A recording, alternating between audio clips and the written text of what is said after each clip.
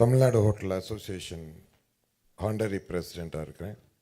எஃப்ஹெச்ஆர்ஐ star ஹோட்டலுக்கு southern state ஃபுல்லாக wise பிரசிடெண்ட்டாக இருக்கேன் மேடம். எங்களுக்கு ஒரே ஒரு இஷ்யூ தான் மேடம். அது உங்கள் பக்கத்தில் இருக்கிற எம்எல்ஏ எங்களுடைய ரெகுலர் அன்னபூர்ணா கஸ்டமர் வர்றப்பெல்லாம் சண்டை போடுறாங்க அந்த அம்மா கடையில். ஏன்னா எங்களுக்கு நீங்கள் ஸ்வீட்டுக்கு 5% வச்சுருக்கீங்க ஜிஎஸ்டி, இன்புட் கொடுக்குறீங்க. ஃபுட்டுக்கு 5% வச்சுருக்கீங்க, இன்புட் கிடையாது. இந்த காரத்துக்கு 12% வச்சுருக்கீங்க. அடுத்தது பேக்கரியில் பார்த்தீங்கன்னா ப்ரெட்டும் பன்னும் விட்டுட்டீங்க. மீதி எல்லாத்துக்கும் அப் டு 28% வச்சுருக்கீங்க. இந்த அம்மா வர வேண்டியது ஜிலேபி சாப்பிட வேண்டியது, அடுத்தது காஃபி கொடுக்கணும், காரம் வேணுங்கிறது. காரத்துக்கு 12ன்னு சொன்னால் உடனே சண்டைக்கு வர்றது. இது டெய்லி எங்களுக்கு நடக்குது பிரச்சனை. ஒரே பில்லில் ஒரு ஃபேமிலிக்கு டிஃப்ரெண்ட்டாக ஜிஎஸ்டி போட்டு கொடுக்கறது கஷ்டமாக இருக்குது. ஒரு பன்னுக்கு ஜிஎஸ்டி கிடையாது, பன்னுக்குள்ளே ஒரு க்ரீம் வச்சுட்டா அதுக்கு 18% ஆயிடுது.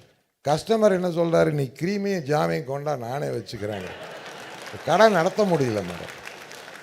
அதனால் ஒன்றா எல்லாத்துக்கும் ஒரே மாதிரி ஜாஸ்தி பண்ணிடுங்க. இல்லைண்ணா இன்னொன்று, இதே அம்மா உங்கள் எம்எல்ஏ அம்மா தான் இதெல்லாம் பண்ணுறதுங்க. அவங்க எங்கள் தொகுதியில் இருக்காங்க.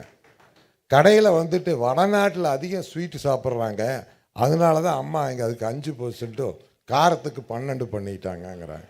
நான் சொன்னேன், இல்லைங்க அப்படியெல்லாம் இல்லை, தமிழ்நாட்டில் ஸ்வீட்டு காரம் காஃபி அப்படி தான் போகும். அதனால் தயவு செஞ்சு அதை கொஞ்சம் கன்சிடர் பண்ணுங்க மேடம்.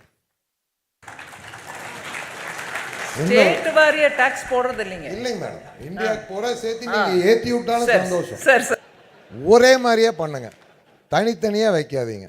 ஏன்னா வீடு ஒரு ஃபேமிலி கம்ப்யூட்டரை திணறுது மேடம் பில் போடுறது.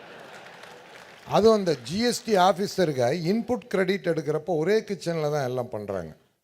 இன்புட் எடுக்கிறப்போ அதே கேஸு, அதே ஸ்வீட் மாஸ்டர், அதே கடலை மாவு, அதே மைதா மாவு, இன்புட் எப்படி மேடம் எடுக்க முடியும்? அதில் ஆஃபீஸர்ஸ் திணறிடுறாங்க. ஸோ அவங்களுக்கும் ஹெல்ப் பண்ணணும் நம்ம. சார் இன்னொரு விஷயம், ஹோட்டல்ஸ் மேடம் ஆல்ரெடி சொல்லிட்டேன், இருந்தாலும் சொல்கிறேன்.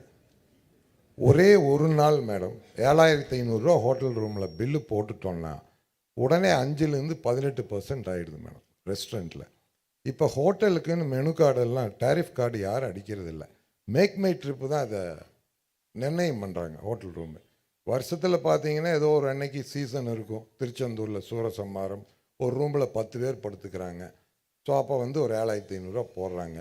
இல்லை ஒரு ஹோட்டலில் எக்ஸ்ட்ரா பெட்டு போட்டால் 1000 ரூபா போடுறாங்க. அதுக்குன்னு ஸ்டார் கேட்டகரி இருக்குது மேடம், அந்தந்த ஸ்டாருக்கு தகுந்த மாதிரி டேக்ஸ் இருக்கட்டும்.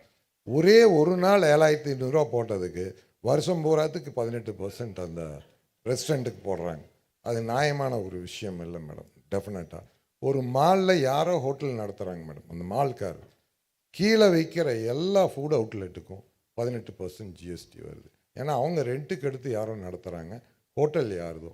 அதை கொஞ்சம் நீங்கள் கன்சிடர் பண்ணுறேங்க madam. Thanks for listening madam.